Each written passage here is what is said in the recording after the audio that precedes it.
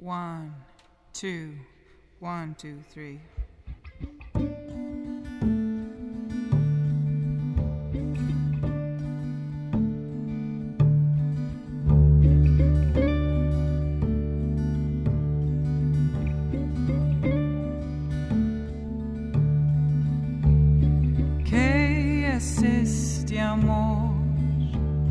I kind of happened on this philosophy of becoming by Heraclitus. He's an ancient Greek philosopher, and it really struck a chord.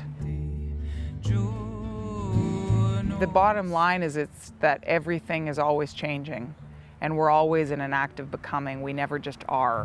And then I thought, oh my God, that's a beautiful title for an album. And then I thought, oh, these songs kind of feel like they're part of that philosophy. And so it just all of a sudden, it was like these different parts of my world just kind of came into place, and I thought, okay, it's time to do it. I often feel this quality of joy and sorrow, I guess, at the same time. And then Brazilian music, to me, is the epitome of what I was just talking about. It holds both elements. It's often like such a feel-good, people, oh, this is such a great feel-good song, and then the lyrics are sad. So they put these two together, and I love that.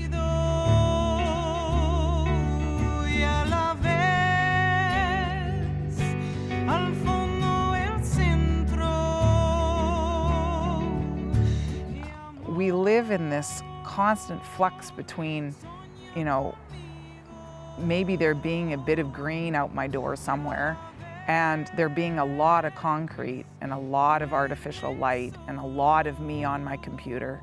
And so I guess I got more and more interested in having these two sides of our human life show up on this album somehow. So I guess what I'm interested in is, going out this weekend and just kind of taking samples of sounds that I really like from my home. The train noise from across the river, up on the hill, kind of these familiar sounds that I've grown up with. I used to sing it in a crevice, kind of a gulch that's up on the hill. I'm gonna go up there and just sing some kind of big wide open vocal parts and just see if there's a possibility of layering in some of that. So almost bringing the environment into the record.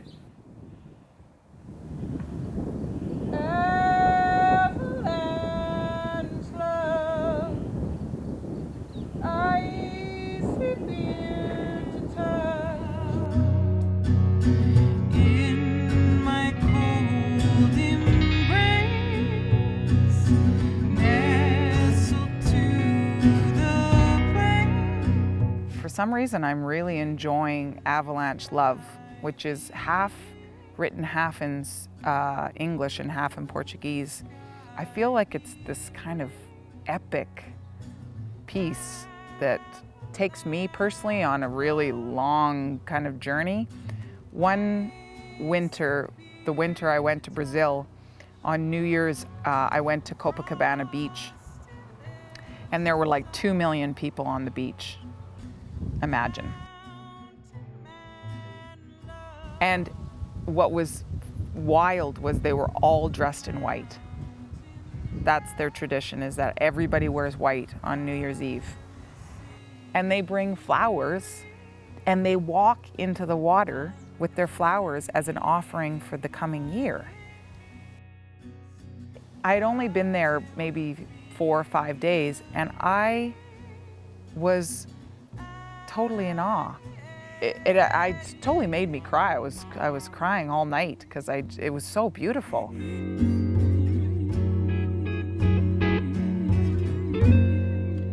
Half of Avalanche Love is about that New Year's, and half of the song, the next New Year's, I was lost in the mountains here in Kamloops.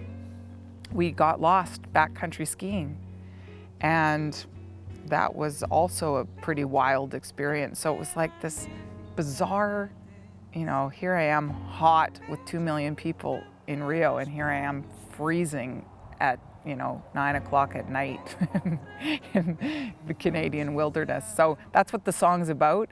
And to me, it really feels like it takes me on that wild life journey. When I was 8, the Kamloops Players, so the local theater company, was putting on a production of Annie. So my mom took me. I auditioned and I got an orphan part. I was the girl who said, "Oh my goodness, oh my goodness." And I remember just, you know, I had one little solo, "Hey ho, man, hey dapper man, you both got your smile, but brother, you're never fully dressed without a smile."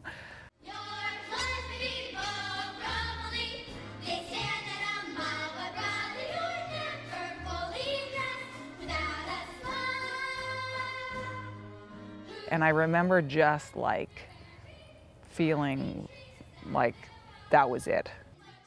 But I don't think I really found a musical home till I started writing my own stuff. When I was 19, my friend started playing the guitar, so I thought that looked kind of fun. So I took a couple of lessons and started writing music right away.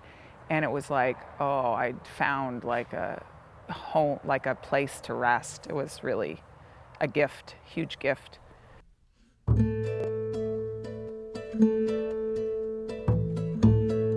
Almost always I find some chord that I'm just like, oh, I love that chord.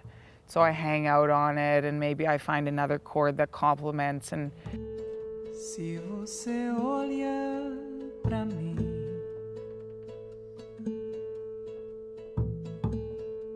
se me dá atenção.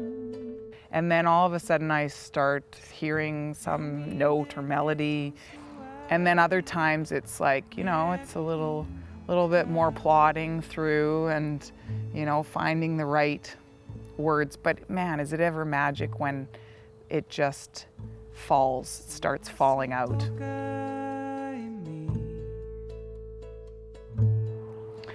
You know, it's never kind of a purposeful decision to, oh, I'm gonna start my new CD now. I'm gonna start writing for my new CD. It never feels like that. It's just the next bit of writing. And then there comes a point where you're like, wow, I have like, you know, say 9, 10, 11 tunes, and they seem to go together. Okay, now I need to record it before I get so many, and then I'm on a new tangent. I was just talking to somebody a couple days ago about the feeling of another language and the way it actually changes the way you speak and changes the way you express yourself. And I also love the way, like especially right now I'm working more in Portuguese, and I love the way Portuguese feels. It's such a delicious kind of language. Nada tem sentido, Rio deste. Cheguei aqui. Tudo tem sentido, Rio, quando confia em mim. The different zh sounds and shs, and it's a little, I can wiggle around more inside it. You know, we don't play that much together, but they are phenomenal musicians. I really have to find more reasons for us to be together. It's like I don't even have to tell them the story. It's like they just get it and they listen. Like they're amazing listeners, which you don't find that often either.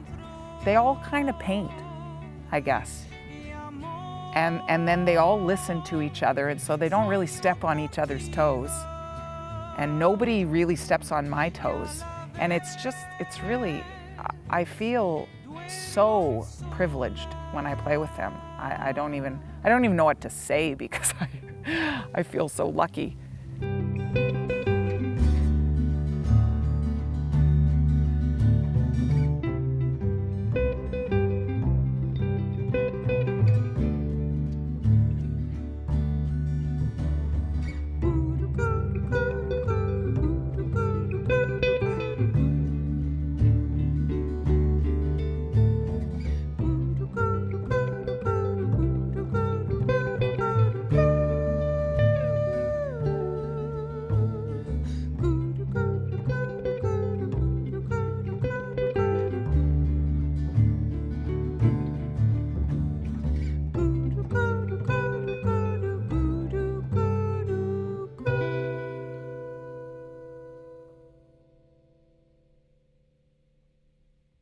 Sweet.